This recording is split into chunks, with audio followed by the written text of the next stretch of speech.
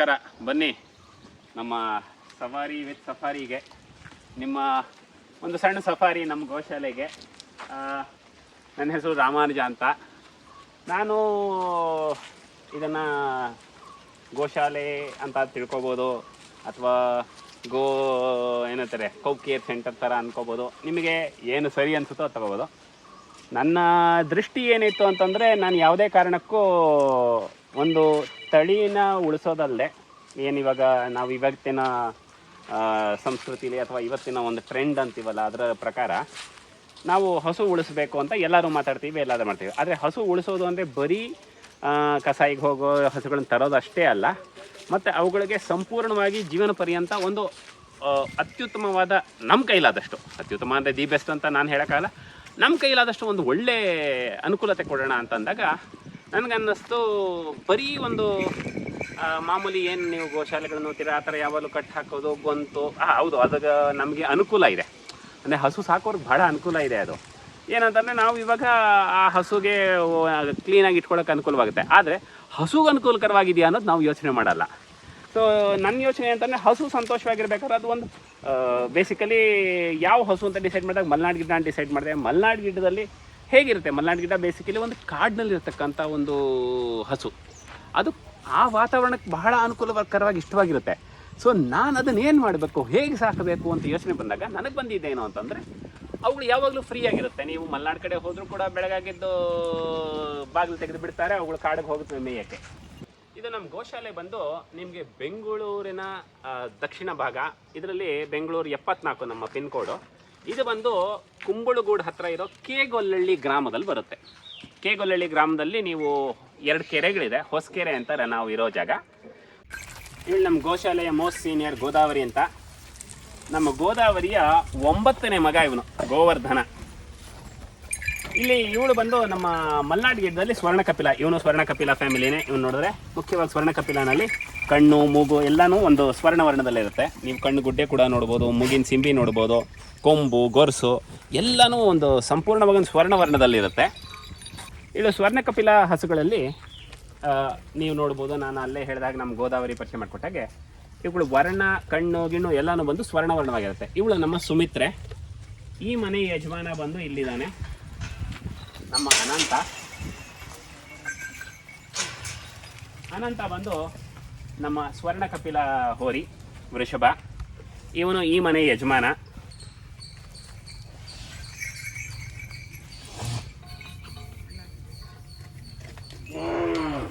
So ಇವಳು ನಮ್ಮ ಕಾವೇರಿ, ನಮ್ಮ ಗೋದಾವರಿ ಬಂದ್ಲು. ಇವಳು ಆ್ಯಕ್ಚುಲಿ ಸ್ವರ್ಣ ಕಪಿಲ ಅಲ್ಲ, ಆದರೆ ಇವಳು ಬಂದು ರಕ್ತಪಿಂಜಾಕ್ಷರಿ ಅಂತೀವಿ. ಅವಳು ಸೀತಾ. ಆದರೆ ನನಗಿವಾಗ ಸದ್ಯಕ್ಕೆ ಅವಳು ಆ ಒಂದು ವರ್ಣಕ್ಕೆ ಇನ್ನೊಂದು ಕುಟೀರ ಮಾಡೋಕ್ಕೆ ಶಕ್ತಿ ಇಲ್ಲದೆ ಇರೋದ್ರಿಂದ ನಾನು ಕಾಯ್ತಾ ಇದ್ದೀನಿ. ಅದೇ ನಮ್ಮ ಸ್ವರ್ಣ ಕಪಿಲ ಸಂಸಾರದಲ್ಲಿ ಇವಳು ನಮ್ಮ ಸ್ವರ್ಣ. ಇದಕ್ಕೆ ಮುಂಚೆ ಸುಕನ್ಯಾ ಅಂತ ಒಂದು ಕರು ಹಾಕಿದ್ದಾಳೆ. ಈಗ ಇನ್ನೊಂದು 15-20 ದಿವಸದಲ್ಲಿ ಇನ್ನೊಂದು ಕರು ಹಾಕ್ತಾಳೆ. ಇದು ನಮ್ಮ ಗೋಶಾಲೆಯಲ್ಲಿ ಇವಳ 2ನೇ ಕರು. ಇವಳು ನಮ್ಮ ಸ್ವರ್ಣ ಕಪಿಲೆಯಲ್ಲಿ ವೈದೇಹಿಗೆ ವಸುಧಾ ಅಂತ ಒಬ್ಬಳು ಮಗಳಿದ್ದಾಳೆ. ಇವಳು ನಮ್ಮ ಸುವರ್ಣ ನಮ್ಮ ಗೋಶಾಲೆಯಲ್ಲಿ ಬಹಳ ವರ್ಷಗಳಿಂದ ಆಳಿದ್ದಾಳೆ. ಇವಳು ಈಗ ನೀವು ಸ್ವರ ನೋಡೋರಲ್ಲ, ಸ್ವರ ಇವಳ 4ನೇ ಮಗಳು. ಸೊ ಆಗಲೇ ಅಜ್ಜಿಯಾಗಿದ್ದಾಳೆ. ಇವಳ ಮೊದಲನೇ ಮಗಳು ಸಿಂಧೂರಿ ಆಲ್ರೆಡಿ ಒಂದು ಕರು ಹಾಕಿದ್ದಾಳೆ. ಇದು ನಮ್ಮ ಪಾಂಡುರಂಗ ಕುಟೀರ. ಇವನು ನಮ್ಮ ಈ ಮಲೆನಾಡು ಗಿಡದಲ್ಲಿ ಶ್ವೇತ ಕಪಿಲ. ಇವನು ನೀವು ನೋಡಬಹುದು. ಈ ಶ್ವೇತ ಕಪಿಲ ಏನಂದರೆ ಸಂಪೂರ್ಣವಾಗಿ ಶ್ವೇತವರ್ಣದಲ್ಲಿರ್ತಾರೆ. ಇವರು ಕಣ್ಣು ಗುಡ್ಡೆ ಇರ್ಬೋದು, ಎಲ್ಲನೂ. ಇವನು ಈ ಮನೆ ಯಜಮಾನ ನಮ್ಮ ಪಾಂಡುರಂಗನ ಹೆಂಡತಿ ಇವಳು ಶುಭ್ರ, ಇವಳು ಶ್ವೇತಾಂಬರಿ.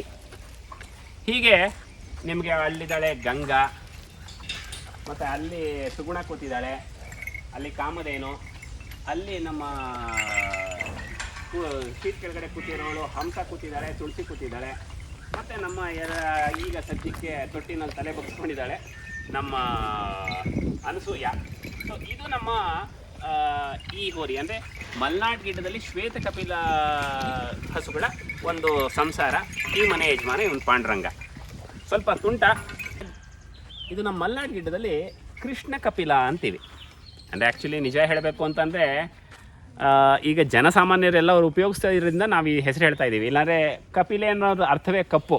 ಸೊ ನಾನು ಸ್ವರ್ಣ ಕಪಿಲ ಅಥವಾ ಶ್ವೇತ ಕಪಿಲ ಅನ್ನೋದು ತಪ್ಪು. ಕಪಿಲೆ ಅಂದರೆ ಕಪ್ಪೆ. ಆದರೆ ಇದೊಂಥರ ತಮಾಷೆ ಉತ್ತರವಾಗುತ್ತೆ.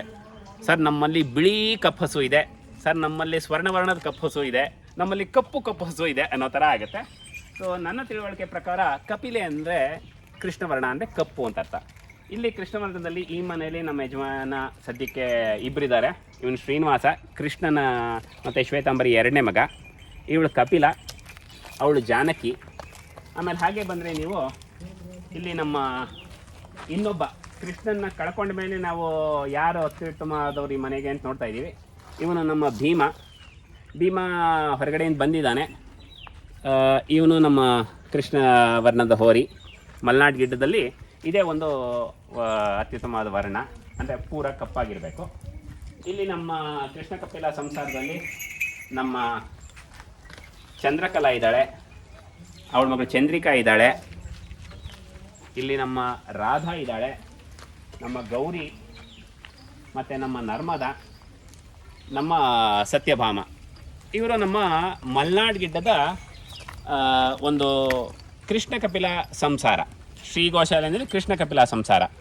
ಆದರೆ ಒಂದು ತಮಾಷೆ ಏನಂತಂದರೆ ನಮ್ಮ ಕೃಷ್ಣ ಕಪಿಲ ಸಂಸಾರದಲ್ಲಿ ನಮ್ಮ ರಾಧಾ ಬಂದು ಒಂಥರ ಡಿಫ್ರೆಂಟ್ ಯುನೀಕ್ ಕಲರೇಷನ್. ನೀವು ನೋಡಿದ್ರೆ ಹಣೆಯಲ್ಲಿ ಒಂದು ಬಿಳಿ ಮಾರ್ಕ್ ಇದೆ.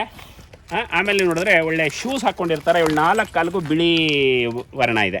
ಮತ್ತು ಬಾಲದ ತುದಿನೂ ಒಂಥರ ಬಿಳಿಯಾಗಿ ಟೈ ಹಾಕ್ಕೊಂಡಿರೋ ಥರ ಅವಳದು ಒಂಥರ ಮಲೆನಾಡು ಗಿಡ್ಡದಲ್ಲಿ ಒಂದು ಯುನೀಕ್ ಕಾಂಬಿನೇಷನ್. ಹಾಗೆಯೇ ನೀವು ಒಂದು ನಾನು ಹೇಳಿದಾಗೆ ವೃಷಭಗಳು ಮುಖ್ಯ, ಮತ್ತು ಆ ತಳಿಯಲ್ಲಿ ಇಟ್ಕೊಳ್ಳೋದು ಮುಖ್ಯ. ಆಮೇಲೆ ನೆಕ್ಸ್ಟ್ ಆಯಿತು, ಅವುಗಳಿಂದ ಕರು ಹುಟ್ಟಿತು. ಆ ಕರುಗಳಿಗೆ ನೆಕ್ಸ್ಟ್ ಜನ್ರೇಷನ್ ಹೇಗೆ? ಸೊ ಆದ್ದರಿಂದ ಆ ಬ್ಲಡ್ ಲೈನ್ ಇಲ್ಲದೆ ಇರತಕ್ಕಂಥ, ಅಂದರೆ ಹೇಗೆ ನಮ್ಮಲ್ಲಿ ಗೋತ್ರಗಳನ್ನು ನೋಡಿ ಮಾಡ್ತೀವೋ ಅದೇ ಥರ ಇವಾಗ ನಮ್ಮ ಕೃಷ್ಣವರದ ಕೃಷ್ಣ ಇದ್ದ. ಕೃಷ್ಣನಿಗೆ ಅಳಿಯನಾಗಿ ನಮ್ಮ ಪಾರ್ಥಸಾರಥಿ ಇದ್ದಾನೆ. ಸೊ ಅವನು ಯಾವುದೇ ವಿಧದಲ್ಲೂ ನಮ್ಮ ರಕ್ತ ಸಂಬಂಧ ಇಲ್ಲ ನಮ್ಮ ಕೃಷ್ಣಂಗೆ. ಇವಳು ನಮ್ಮ ಜಯಶ್ರೀ, ಇವಳು ನಮ್ಮ ಶರದಿ, ಇವನು ನಮ್ಮ ಕೃಷ್ಣನ ಅಳಿಯ ಪಾರ್ಥಸಾರಥಿ. ನೀವು ಇವನು ನೋಡ್ಬೋದು, ಇವನ ಗುಣಲಕ್ಷಣ ನೋಡ್ಬೋದು. ಇದರಲ್ಲಿ ಇವನು ಆ ಕಡೆ ಸಂಪೂರ್ಣವಾಗಿ ಕಪ್ಪು ಅಲ್ಲ, ಬಿಳಿನೂ ಅಲ್ಲ, ಸ್ವರ್ಣನೂ ಅಲ್ಲ. ಇವನು ಬಂದು ಒಂಥರ ಬೂದು ಬಣ್ಣ ಅಥವಾ ನಮ್ಮಲ್ಲಿ ರೂಪಾಯಿ ಬಣ್ಣ ಅಂತಾನು ಹೇಳ್ತಾರೆ. ಆದರೆ ಇವನು ಒಂದು ಅದ್ಭುತವಾದ ವರ್ಣವೇ ಇದೆ. ನೀವು ನೋಡಿದ್ರೆ ಗೊತ್ತಾಗುತ್ತೆ. ಅದು ಕೊಂಬಿರ್ಬೋದು, ಮತ್ತು ಗಂಗೆ ದೊಗ್ಲಿರ್ಬೋದು, ಅವನ ಕಣ್ಣುಗಳಲ್ಲಿ, ಮತ್ತು ಆ ಹಣೆಯ ಒಂದು ಉಬ್ಬು, ಮತ್ತು ಭುಜ ಎಲ್ಲನೂ ನಿಮಗೆ ಒಂದು ತಳಿನ ಉಳಿಸ್ಬೇಕಾದಾಗ ನಿಮಗೆ ಇದೆಲ್ಲ ನೋಡಿ ಸರಿ ಸೆಲೆಕ್ಟ್ ಮಾಡ್ಕೋಬೇಕಾಗತ್ತೆ. ಇವರೆಲ್ಲ ಬಂದು ಕೃಷ್ಣನ ಮಕ್ಕಳು ಮತ್ತು ಪಾರ್ಥಸಾರಥಿಯ ಹೆಂಡ್ತಿರು. ಅಂದರೆ ಬೇಸಿಕಲಿ ಪಾರ್ಥಸಾರಥಿ ಕೃಷ್ಣನಿಗೆ ಅಳಿಯ. ಸೊ ಹೀಗೆ ಮಾಡಿದಾಗ ನಾವು ತಳಿನ ಉಳಿಸೋದಕ್ಕೆ ಸಾಧ್ಯವಾಗುತ್ತೆ. ಮತ್ತು ಯಾವುದೇ ಕಾರಣಕ್ಕೂ ಕೃಷ್ಣನ ಮಕ್ಕಳು ವಾಪಸ್ ಕೃಷ್ಣನಿಗೆ ಸಿಗಬಾರ್ದು. ಸೊ ಇಲ್ಲಿ ನೀವು ನಾನು ಹೇಳಿದಾಗೆ ಹೇಗೆ ಒಂದು ಕೃಷ್ಣನಿಗೆ ಒಂದು ಸಪ್ರೇಟಾಗಿ ಕೃಷ್ಣನ ಮಕ್ಕಳಿಗೆ ಒಬ್ಬ ಅಳಿಯ ಇದ್ದಾನೋ, ಹಾಗೆ ನಮ್ಮಲ್ಲಿ ನೀವು ನೋಡಿದ್ರೆ ಪಾಂಡುರಂಗ ಇದ್ದಾನೆ ಶ್ವೇತ ಕಪಿಲನಲ್ಲಿ, ಸ್ವರ್ಣ ಕಪಿಲನಲ್ಲಿ ಅನಂತ ಇದ್ದಾನೆ, ಕೃಷ್ಣ ಕಪಿಲನಲ್ಲಿ ಕೃಷ್ಣ ಇದ್ದ. ಸೊ ಇವಾಗ ಕೃಷ್ಣನ ಉತ್ತರಾಧಿಕಾರಿಯಾಗಿ ಭೀಮ ಇದ್ದಾನೆ ಮತ್ತು ಶ್ರೀನಿವಾಸ ಇದ್ದಾನೆ. ಆದರೆ ಆಲ್ರೆಡಿ ಕೃಷ್ಣನಿಗೆ ಹುಟ್ಟಿರೋ ಮಕ್ಕಳಿಗೆ ಅಥವಾ ಅನಂತನಿಗೆ ಹುಟ್ಟಿರೋ ಮಕ್ಕಳಿಗೆ ನಿಮಗೆ ಅಳಿಯ ಅಂದಿರಬೇಕು, ಅಂದರೆ ಬ್ಲಡ್ ಲೈನ್ ಕನೆಕ್ಷನ್ ಇಲ್ಲದೆ ಇರೋರು. ಸೊ ಆದ್ದರಿಂದ ಈ ಮನೆಗೆ ನಮ್ಮ ಬಲರಾಮ ಇಲ್ಲಿ, ಇದು ಸ್ವರ್ಣ ಕಪಿಲ, ನಮ್ಮ ಅನಂತನ ಅಳಿಯ ಇವನು ನಮ್ಮ ಬಲರಾಮನು ನಮ್ಮ ಮಲೆನಾಡು ಗಿಡ್ಡದ ಸ್ವರ್ಣ ಕಪಿಲೆ. ನೀವು ನೋಡಬೇಕಾಗತ್ತೆ. ಇವನು ಈಗ 2 ವರ್ಷ. ಇವನಿಗೆ 2 ವರ್ಷಕ್ಕೆ ಅವನು ನನ್ನ ಸೊಂಟದ ಮಟ್ಟಕ್ಕೂ ಬರಲ್ಲ, ಅವನು ಭುಜ. ಸೊ ಇದು ಆ್ಯಕ್ಚುಲಿ ನಮ್ಮ ಮಲೆನಾಡು ಗಿಡ್ಡದ ಪ್ರಾಪರ್ ಹೈಟು 2 ರಿಂದ 2.5, ಅಮ್ಮಮ್ಮ ಅಂದರೆ 3 ಅಡಿ. ಆದರೆ ನಮ್ಮ ತಳಿಗಳು ಶುದ್ಧತೆ ಉಳಿದೇ ಇರೋದ್ರಿಂದ ಅವುಗಳು ಆಲ್ರೆಡಿ 3.5 ರಿಂದ 3.25 ಅಡಿಗಳೆಲ್ಲ ಹೊಟ್ಟೋಗ್ತಾ ಇದ್ದಾರೆ ನಮ್ಮ ಮಲೆನಾಡು ಗಿಡ್ಡದಲ್ಲಿ. ಸೊ ಇವರೆಲ್ಲ ಅವನೇ ಹೆಂಡ್ತಿರು. ಇವಳು ನಮ್ಮ ಲಕ್ಷ್ಮಿ, ಇವಳಿಗೂ ಇವಾಗ 2 ವರ್ಷ. ಅವಳು ನಮ್ಮ ಗಂಗಾ ಮೊದಲನೇ ಮಗಳು ಯಮುನಾ, ಇವಳು ಕೌಸ್ತುಭ, ಅವಳು ಚಂಚಲ, ಇವಳು ನಮ್ಮ ಜನನಿ ಜಾನಕಿ ಮಗಳು, ಇವಳು ನಮ್ಮ ಸರಸ್ವತಿ, ಇದ್ಲು ಸರಸ್ವತಿ ಮಗಳು ಸರಯು, ಇವಳು ಸ್ವರ್ಣ ಮಗಳು ಸುಕನ್ಯಾ. ಸೊ ಇಲ್ಲಿ ನಮ್ಮ ಸ್ವರ ಅಕ್ಕ ಇವಳು ಶಾಂತಲಾ.